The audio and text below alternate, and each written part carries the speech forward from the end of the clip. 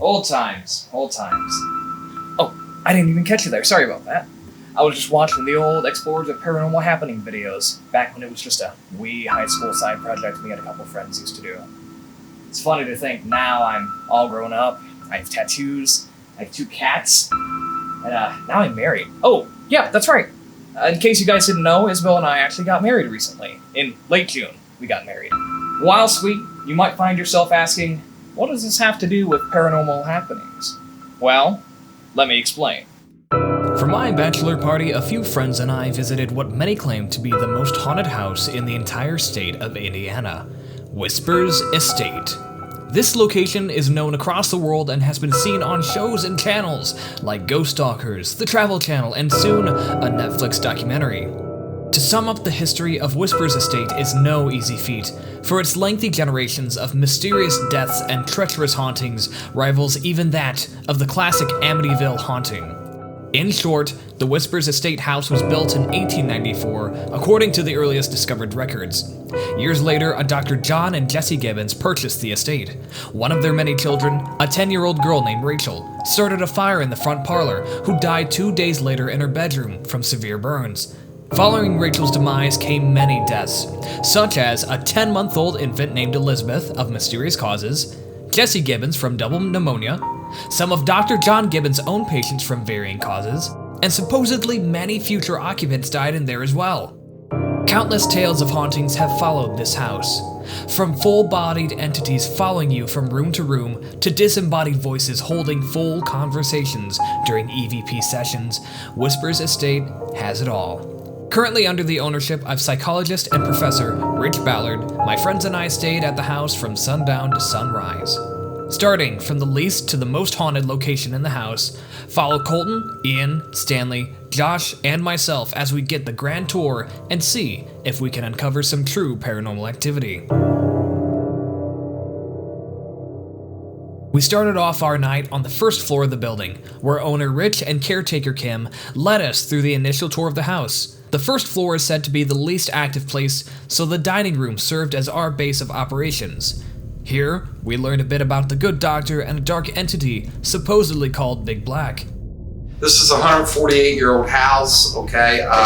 The home was originally built by the man by the name of, it was George White. For some reason, George and his wife never moved into the house. They sold the house in 1898 or 1899, depending on what local record you read, to a gentleman by the name of Dr. John Gibbons and Jessie Gibbons. He didn't operate his medical practice. My local historian found out it took about 6 years before he started operating his local medical practice, and he did it in these east rooms. This room is more known by people today as Big Black's room. I have never seen Big Black. We had a psychic here tell us it was an elemental. I don't even know what that means. She said it wasn't demonic, it wasn't a spirit, it was an elemental. So when it was your turn to come see the doctor, you'd come in here. He would operate his medical practice here for over 3 decades, a successful medical practice. It was in the latter part of his life that things started to go south. Towards the end of his life, he started getting strange. He had testified that he was seeing the spirits of his daughter, his wife. He was hearing voices telling him to do harm to other people. Following this, we came to the second least haunted place in the house, the basement. This is considered the vortex corner. If you watched Ghost Stalkers episode of this on Amazon Prime, many people believe in vortexes. I'm not sure I do. The house is built on limestone foundation, which is supposed to be a conduit to the spirit world, plus ley lines. The vortex starts right here, goes up into the parlor, the room the little girl caught on fire, up into Jessie's room, and it ends up in the red room. Now, many people will sit in this corner. The braver people will sit here in the dark. This is really a good room for EVPs. It's a great room for mag light communication. As Rich explained earlier, the basement is a home to a vortex that goes straight through highly active rooms in the house. In the paranormal world, vortexes are special zones similar to ley lines that induce or enhance supernatural activity. In some definitions, vortexes are even gateways to paranormal dimensions. Stanley, Josh, and myself each spent time down here solo with cameras and recorders, but none of us came out with any evidence of otherworldly phenomena. Next, we followed the vortex's path towards Jessica's chamber. So this is Jesse's room. Now, the doctor and his wife, we don't know if they adopted the little girl or actually Jessie actually had the little girl. But they had a little girl. She was 10 months old. They named her Sarah Elizabeth. And shortly, probably about 4 to 6 years after Rachael died, Sarah Elizabeth died of unknown causes. And some people do come in here and they smell baby lotion. We do know Jessie died in 1937 or 1934 in this room right here. She died of double pneumonia. That's in the newspaper article we have downstairs. Netflix was here a year ago in May, and they were taking pictures and filming, and I was right here. And the two people that's going to be the host on the Netflix documentary, which I was standing here kind of talking to them, and the cameraman took this picture, and you can see there's something standing behind. See the legs? One of the last tragedies that occurred in the house happened in 1982. There's a family that rented up the upstairs. And I know this all to be true because I actually met a couple of the young boys' schoolmates. They just showed up one evening and they said, we'd love to come in that house. We haven't been in it since the 1980s. His name was Gary. Gary would play in this closet here. It's a huge walk-in closet. Okay. And I think some of the toys are actually authentic, that they were never removed from the house. Some of the toys have been donated, okay? This is what I'd consider one of the scariest, most aggressive rooms in a house. We aren't allowed to have actual candles in the premises, so for the purpose of the Ouija board, we have a fake white candle. So this is a nice glow-in-the-dark edition that I quite like. We're here at Whispers Estate, and we're going to try and communicate with anyone who may be here with us right now with a Ouija board, so don't mind us. And don't harm us. So we are opening a open communication dialogue with anything here. So, but planchette on the board, and go ahead and just lightly put your fingers on, and we'll see if anything communicates. So, is anyone here with us tonight?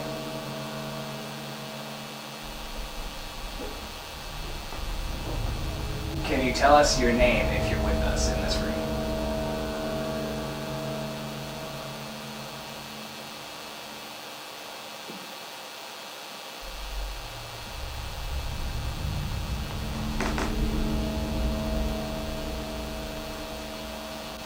Where are you?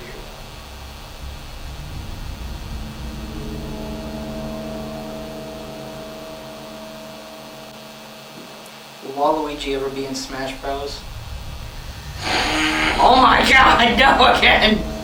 I think we're gonna try something else. So we're gonna say goodbye to anything that may be in this room and try communicating in a different room. So for now, our session is closed. Thank you.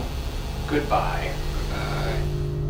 While great importance was placed upon exploring the place of Jessica's death, our group came up short of any hard evidence. In fact, we debunked some activity more than we actually found it here. Up next, we found ourselves in the coolest location in the entire house, the Oculus room. I have the only Oculus room in North America. This is a room completely surrounded by mirrors. Whoa! Come in here.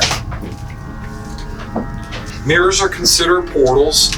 I'll show you that little light, that little candle light I have downstairs.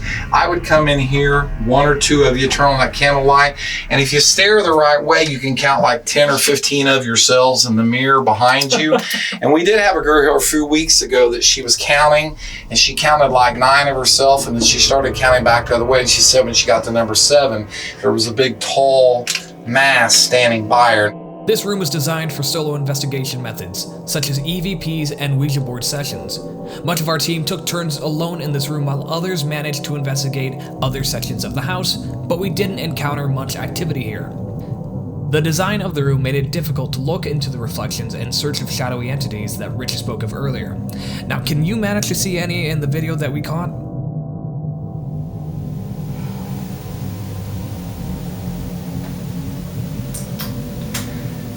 I'm not exactly sure what an Oculus room is, but every inch of this tiny, cramped little room is covered in mirrors.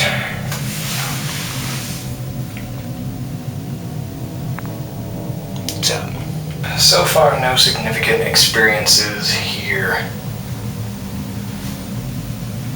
Is there anyone here with me right now? This tiny little room.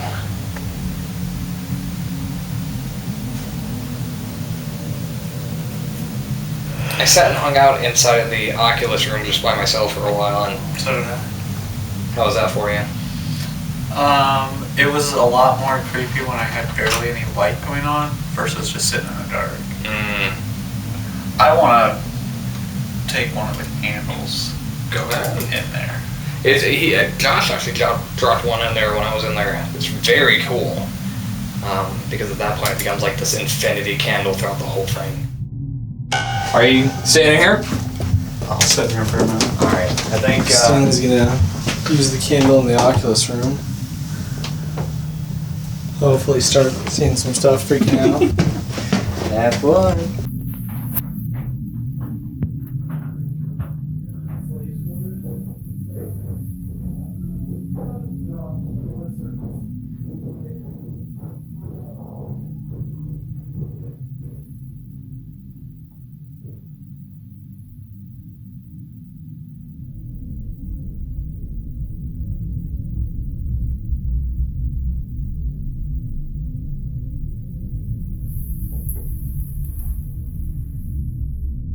Meanwhile, Josh had an unusual occurrence where the battery to his camera continued to shut down. The camera continued to function correctly after he left the room, so we're not entirely sure what that could have been. oh man, the battery's dead. Huh. Is this going off of that power or is... No, that's a separate battery. Well, I guess there's one paranormal experience. So while this is recording, I was in that room and this died on me twice. Like, oh, well, there it goes again. These first few rooms left us with little to work with. However, the following rooms made up for that and more. Next up, we followed the path of the vortex to the red room on the 3rd floor. Okay, so this is called the Red Room for obvious reasons. Now, when Scott Wade was hired by Gary Marshall, Scott, basically, he was going to be the contractor who was going to restore the whole house. And he did much of the downstairs. He came up to the attic. He got started, did most of the room, but there was so much paranormal activity that he kind of said, I'm not doing this. So it's kind of called the Red Room now. Have you guys noticed all the coins all over the house? Yeah. We call this pennies from heaven. Now, this has happened in several other haunted locations I've been. Now, what will be happening is you'll be talking, you'll be doing your own thing, and then you'll just hear this. And, you know, I've had it happen in broad daylight downstairs, and I'm the only one in the house sitting there, I'll hear a coin hit the floor in the kitchen. Most of the Red Room events took place later in the night when we were heavy into investigating Rachel's room. We started near the end of the night with a spirit box session. Is there anyone there? I heard hi. Are we still speaking to Justin, or is it someone different?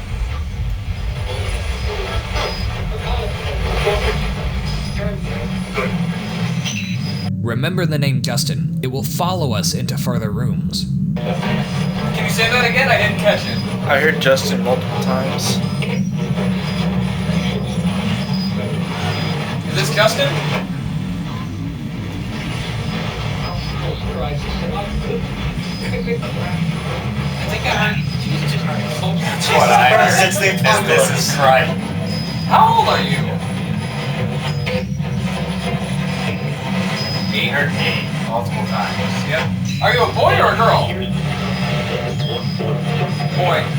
Later, we suddenly heard coins falling off the nearby table off camera. So we just closed that video off, and as he picked up that motion detector, Well, that he definitely picked it fell. up from over here, and you saw where it was at on the camera. Yeah. And suddenly, one or two of those coins flicked in there. You said a dime and a... There's a nickel there and a dime back here.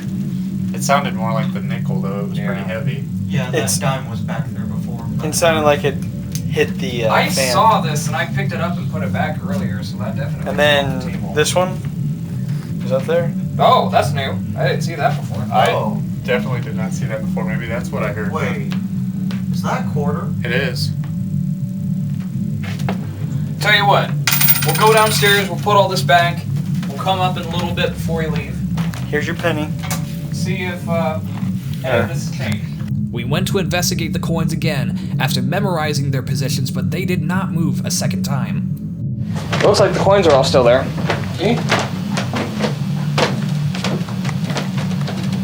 Yeah. Returning to the beginning of the night, we spent the majority of our investigation in the servants' quarters, along with the second floor hallway and bathroom. This is the servants' quarters. There was a stairway that led back here. The doctor and his wife, there was disagreement whether or not they had servants. I suggest at the very least, we know we have an advertisement downstairs in the newspaper. They're advertising for a live-in nanny. So at the very least, they might have had the nanny stay here. This is the church pew that I've seen lift up a 6'4", 350-pound man. Lifted him up off the ground. And we have on light like we do right now.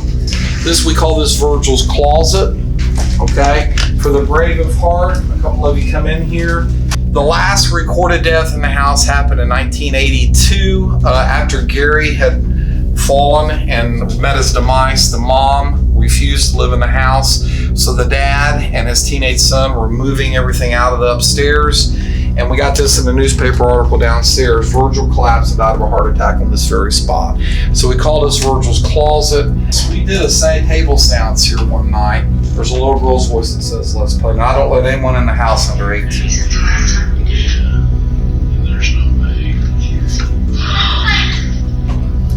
So my son was in here. There was 3 chairs. I was sitting here, he was sitting here, and the other girl was sitting here.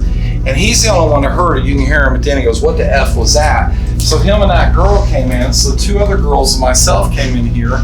And then you'll hear Brad kidding with my son. He says, "I think it wants you, Garv," and that's my son's name. And then right after you hear Garvin kind of, giggle a little bit. Everyone hears at this time, and you hear everyone's response.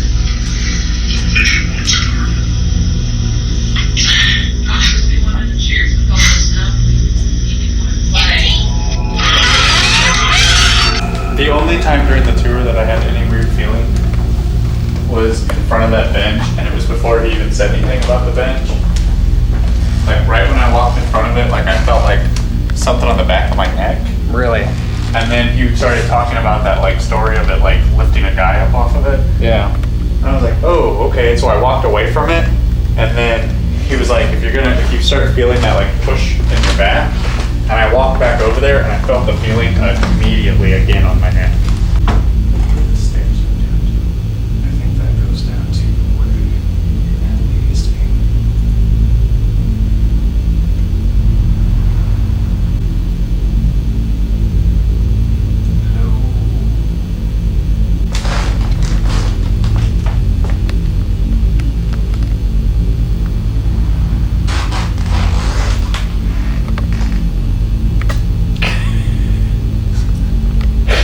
Looks so creepy.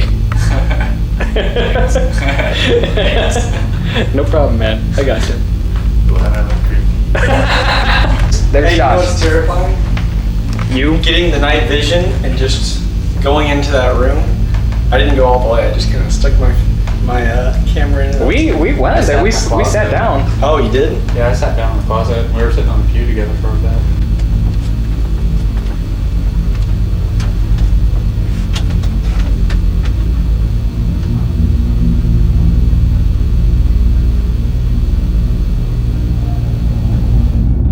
Later in the night, in the dining room, Colton and others heard a bell ringing from upstairs. With bells hung from almost every doorknob in the house, we tried to search for a bell that sounded exactly what the others had heard. So Colton bell going on upstairs. You would have heard it. It would have had to have been on this level, because I don't think you would have heard all of it. Well, there's a bell noise on all the doors. There's one on every single door. I don't think this one has one. Yeah, it does. I swear to God, I heard a bell. I think Steve's moved to Rachel's room. There's not one on this door. Yeah, that that was all locked up. What about the closet right there?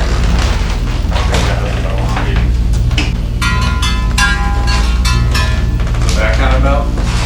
Was it a cowbell type of bell? No? It was just like a regular small bell.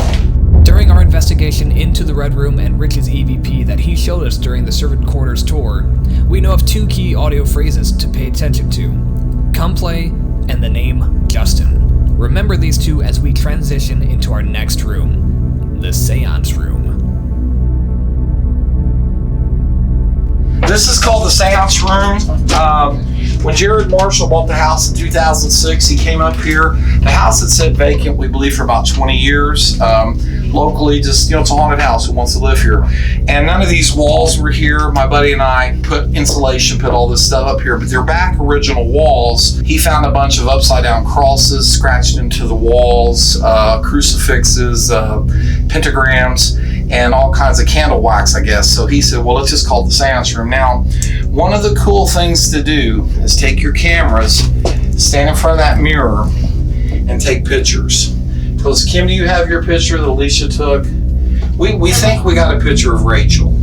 Her friend, her and her friend, a young man, they stood in front of the mirror and they took a picture. And back behind them, I don't know, it just looks like a little girl to me. Here, our full group got together with a TV scanner, a motion sensor that didn't really work, and our Echovox app to try communicating with the entities in this house. Okay, so is there anyone here with us?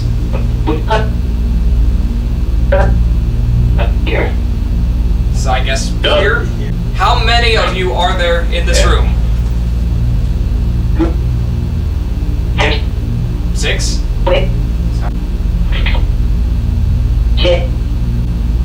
At this exact moment, we captured some of the most chilling visual evidence we've ever recorded. Look carefully into the mirror's reflection above my head and you will see what looks like a pair of glowing eyes fade in and out of frame. Earlier, Rich pointed out that investigators will often capture photos with strange visual anomalies in this mirror. Could we be the first to get these on video? How are you feeling?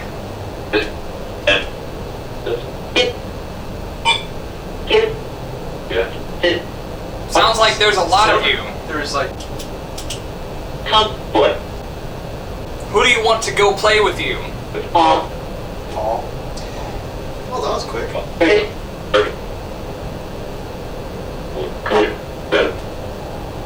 Him? Right in front of that doorway over there. Can you please walk through that doorway? Is there anything stopping you from walking through that doorway?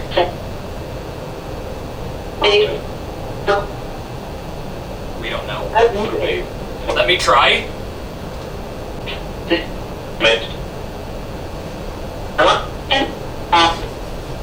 did they call that tall man? The man in the attic? The man in the attic. Is the man in the attic with us?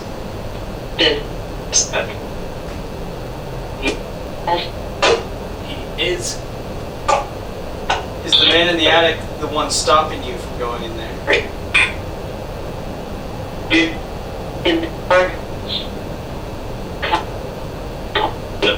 Tall? Is he tall? Do you want us to be here? No. No.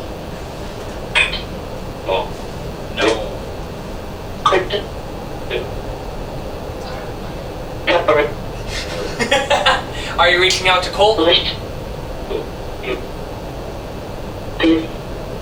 Is there anyone specific in this room you're trying to reach out to?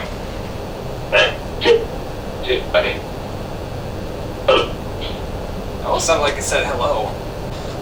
I think we're gonna stop this little session here and probably go downstairs and try something else. Do you have any last messages you would like to tell us?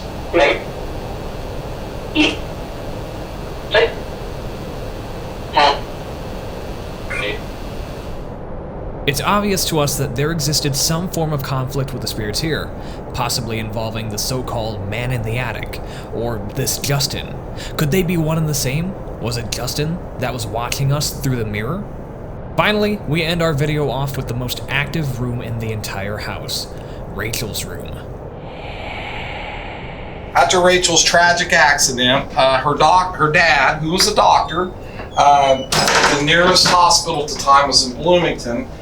He knew they could do nothing to her. She was severely burned. He brought her. This was her room. This is not the bed she died on. The bed was here in this corner. It was a little small twin bed. She did expire on December 26th, from what we can tell. Okay, so many people come here. I've had hundreds of people.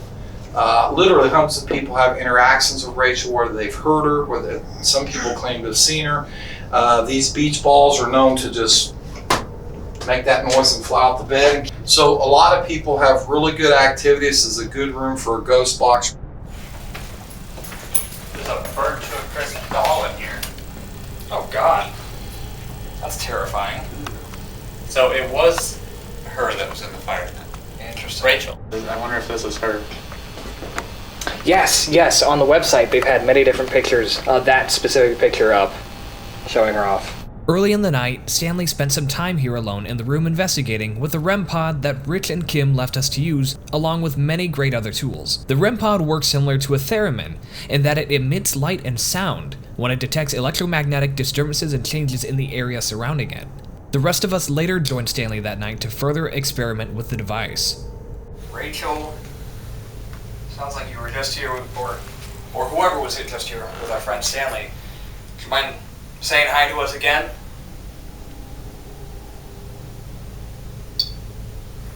Motherfucker. Yeah. And it doesn't Don't stop. don't cuss in front. She's a kid. Excuse my language. Can you go ahead and try to move one of those beach balls? Maybe toss it over? I got my arms open. Go ahead.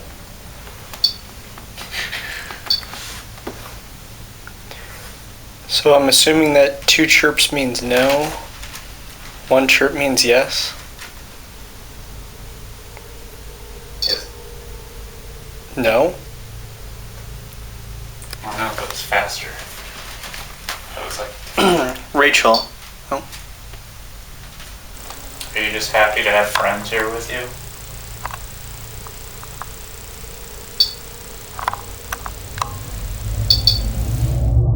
Now following this, we chose to conduct a spirit box session. Here we spoke directly with what we believe to be the entities known as Rachel and Justin. Rachel, are you with us?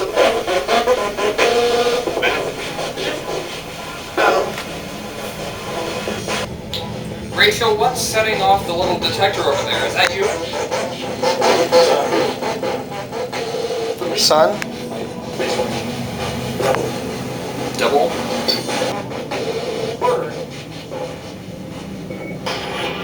If not Rachel, then who is with us? I think I just heard a me. Wait.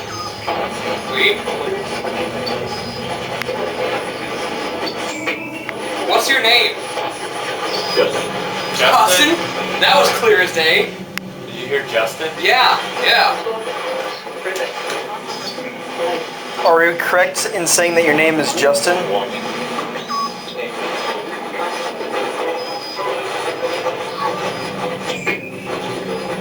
One more time. Are we speaking to Justin? We are. That's what I heard, was we are. There's how many with you guys? 3?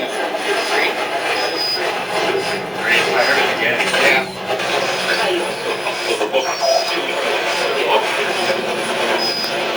One bug.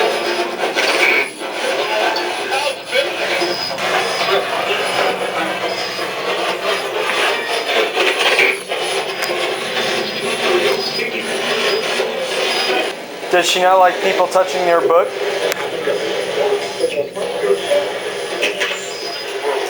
At the very end of the night, we finished with an intense EchoVox session.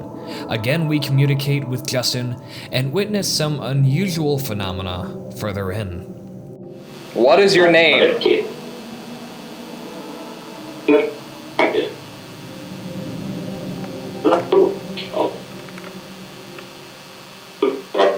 you speaking to Justin?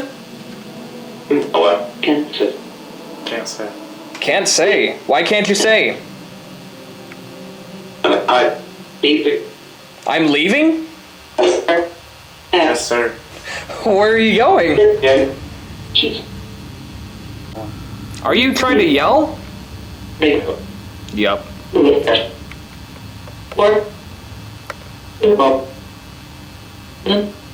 Since you're trying to yell, are you in pain? Immediately after Josh asked that question, one of the coins that was placed on Rachel's dresser flew onto the ground next to Colton.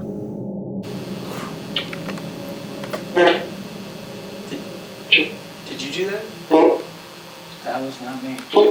Did you do that? Are you messing with us?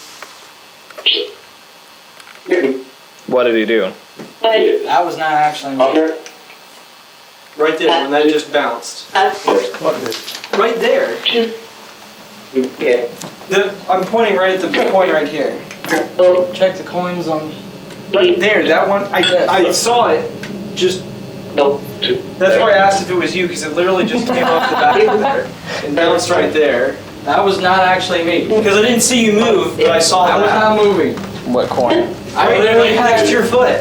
We're going Right there. That literally just Right there. bounced. Oh, I literally was just like this It the was whole right. time. I assumed that it was here, or was it in your pocket? no. No. No, my coins. Because I just saw that jumped. Because if I was moving, you would have seen or heard it. Did nobody else hear that or see that? I didn't see or hear it. Okay. I keep my coins in a little coin pocket on my I was gonna wall. say, Alright. So, where are they? If you threw that coin, can you do that again? All my Did you coins. hear that? No. That's what I heard. camera just died, so. Right there. here, let me put this up here, right on the edge for you. Did you throw that? Did you throw that nickel? I did. Yep. You threw that nickel? Yes. I did. Mm-hmm. Is this Rachel and Justin? Make it stop. With the last events of the night wrapped up in Rachel's room, our group felt that it was time to part ways with the house, confident we had our fill of everything Whispers Estate had to offer us then. Looking on the findings now, we believe that Whispers Estate gave us some of our most hard-hitting recordings yet. Huge thanks to Rich and Kim for walking us through the location and letting us have the whole house to ourselves for that night. And with that, I do believe that now is the right time to announce that this is going to be our last and final Indiana's Most Haunted video. Isabel and I have been running the show since mid-2014, and I do believe that we're both pretty much ready to move on to bigger things. Of course, this doesn't mean that we won't make future ghost hunting videos or urbex trips. No matter what, we'll always be explorers of paranormal happenings at heart. Until next time, keep in touch with us. We've both got our own personal projects going on, so follow us on social media. And remember, as the old saying goes, When you're there- scared, we're... When you are scared, hold on. when you are scared, we'll be there.